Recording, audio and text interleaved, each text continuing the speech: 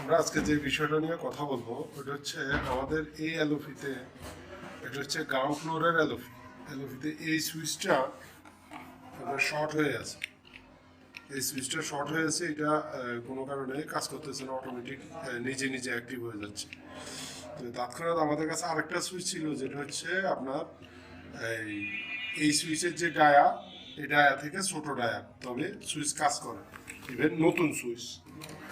আমরা কি করলাম, যেহেতু ডায়া কম, তো এটা তো এখানে ফিক্স হয় না, হবে না, এই সুইচটা হবে না, এটা নতুন সুইচ। আর এটা হচ্ছে পুরাতন সুইচ, এটা ডায়া বড়, এটা ডায়া হচ্ছে ছোট। আমরা কি করলাম, এটা এখানে ফিক্স করার জন্য, যেহেতু এটা কাজ করতেছে, এই মুহূর্তে আমাদের কাছে একই ডায়া সুইচ নাই, সেক্ষেত্রে আমরা কি করলাম, এটা ডায়ার মাঝখান দিয়ে আমরা টেপ দিলাম, দেখেন যে কালো টেপ দিয়ে দিলাম, দিয়ে এটা ডায়া কমাইয়া এটা এই ফাঁস থেকে দিয়া আবার আপনার এই ফাঁসে আমরা চাপ দিয়ে নিয়ে আবার চারপাশ থেকে দেখেন টেপ দিয়ে দিছি, দেওয়ার পরে তারপর এটাকে চাপ দিয়ে বসায়া এটা যে ওয়াশারটা আছে, এই যে সাদা ওয়াশারটা দেখতেছেন, এটা আমরা ফিক্স করে দিছি।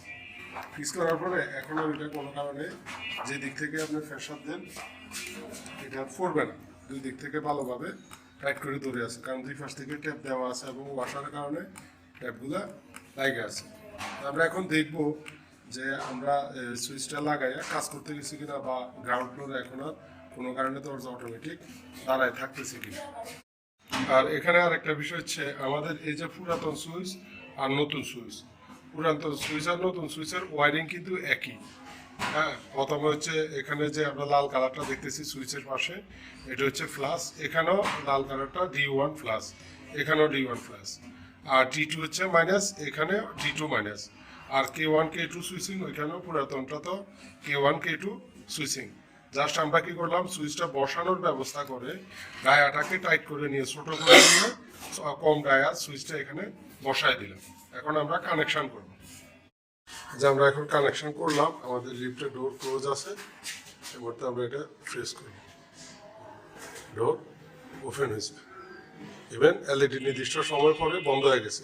এর আগে সুইচ সবসময় জ্বলা থাকতো, যখনই সুইচ জ্বলা থাকতো তখন ডোর ওপেন হয়ে দাঁড়া থাকতো। এখন এটা চাপ দেওয়ার সাথে সাথে নির্দিষ্ট সময় পর বন্ধ হয়েছে, আবার আমাদের ওপেনের এলইডি জ্বলে উঠছে, আবার আমরা চাপ দিলাম, আবার ডোর ওপেন হয়েছে, আবার নির্দিষ্ট সময় পর পর আমাদের এটা বন্ধ হয়ে গেছে, এবং ওপেনের এলইডি জ্বলবে, ক্লোজের এলইডি জ্বলবে, এবং ডোর ক্লোজ হয়ে যাবে।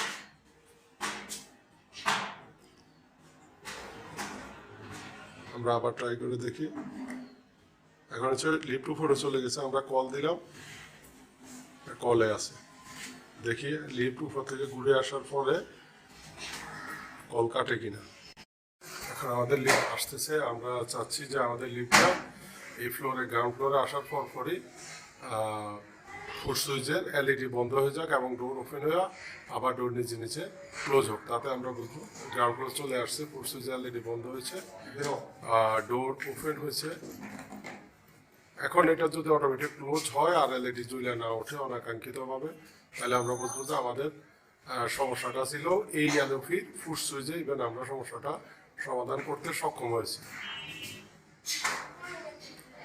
এখন আবার আমরা কল দিই, ঠিক আছে। দেখেন আমাদের লিফট আবার আসতেছে। ধন্যবাদ সবাইকে। আমাদের লিফটের এবং এসকেলেটরের সমস্যা, বিভিন্ন ধরনের সমস্যার সমাধানের ভিডিও পাওয়ার জন্য আমাদের চ্যানেলকে লাইক এবং সাবস্ক্রাইব করে রাখুন। সাথে থাকার জন্য সবাইকে ধন্যবাদ, ভালো থাকবেন, আল্লাহ হাফেজ।